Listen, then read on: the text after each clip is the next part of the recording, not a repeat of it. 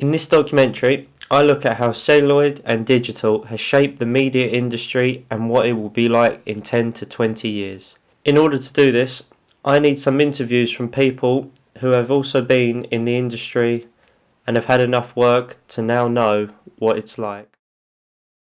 Currently a film and television lecturer at Chelmsford College. I was involved in both pre-production, I was involved in education prior to that, but then went to St. Lucia in the Caribbean to do TV series down there. Then ended up in short while in South America, North America, doing mainly TV production work, and then went back to Ireland and did a lot of corporate video stuff, corporate video rebranding, corporate video work for a variety of companies, specifically those rebranding.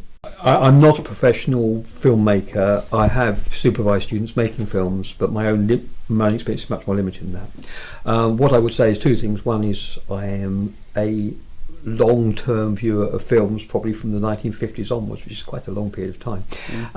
Secondly, I teach film theory, and lastly, I have written about film as well. So documentaries about celluloid and digital, film and digital. Which one do you prefer out of celluloid and digital? I'm a child of the digital age, so therefore digital for me. Okay. I think partly because of historically I was making, I've been watching films for all that period of time. What you tend to do is you tend to get used to a particular kind of form. So if at a crudest level, I would say my preference is for celluloid. Now, if I'll say a bit about that. When we're thinking about this, we're talking about three processes. We're talking about the making of films, or shooting of films, we're talking about the editing of films, and we're also talking about the watching of films. So I'm going to sort of for the moment talk about the watching of films.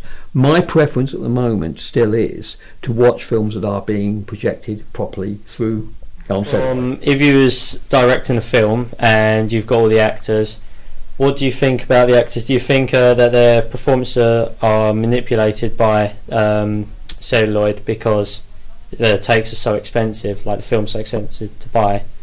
That's an interesting question. It's something that has come about as a result of the advent of digital, and that is that there tends to be less rehearsal, and there tends to be more grab the camera and we'll go and we'll shoot and we'll work it out kind of as we go along. That was unheard of in the days of film. Yeah.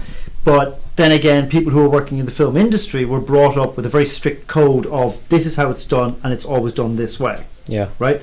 Those who were radical in the world of film were radical in terms of how they did it, how they shot it, the angles they used. They might have played with time here or there. Yes?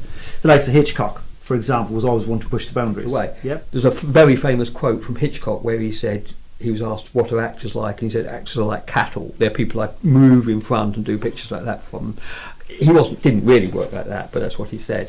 What you will find is that some of the, inverted commas, the great celluloid directors would actually still shoot films with lots and lots of takes. Stanley Kubrick was famous for that. He would make 60, 70, 80 takes before he was satisfied.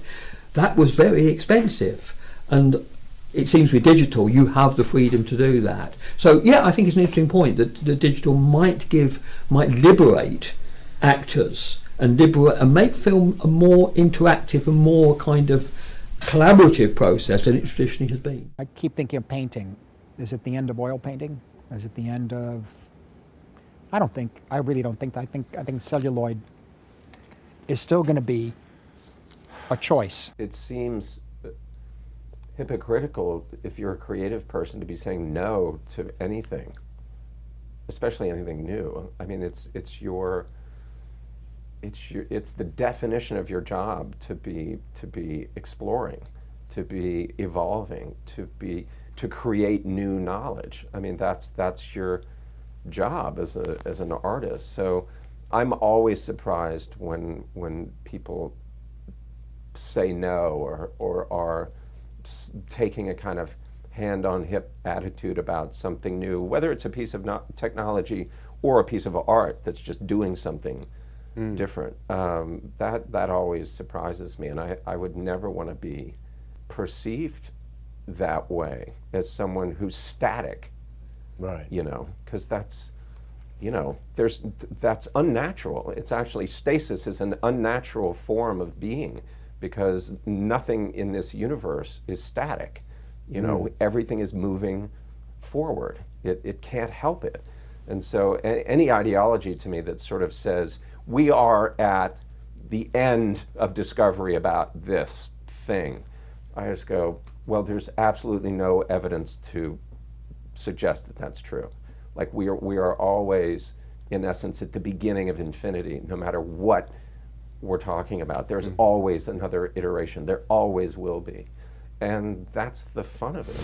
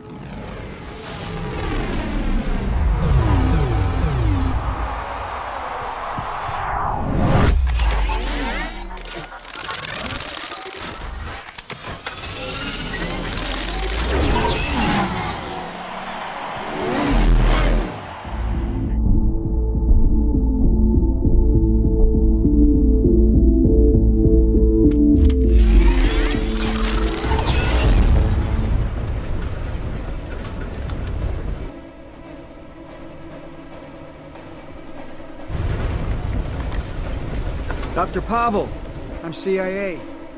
He wasn't alone. You don't get to bring friends. They're not my friends. Don't worry. No choice for them. And why would I want them? They were trying to grab you. All I ever wanted was a single thing worth fighting for. Ladies and gentlemen, you are not in Kansas anymore. You are on Pandora. You should see your faces. Out there beyond that fence, we have an indigenous population called the Na'vi. This is why we're here. Because this little gray rock sells for 20 million a kilo. Now that you have seen these interviews, you may have changed your mind on whether you like celluloid or digital. In my personal opinion, I prefer digital. It's because it can evolve in the future and celluloid has reached its peak at what it can gain. But this is just my personal opinion and not what most people in the industry would maybe think. This has been my documentary about celluloid and digital. Thank you for watching.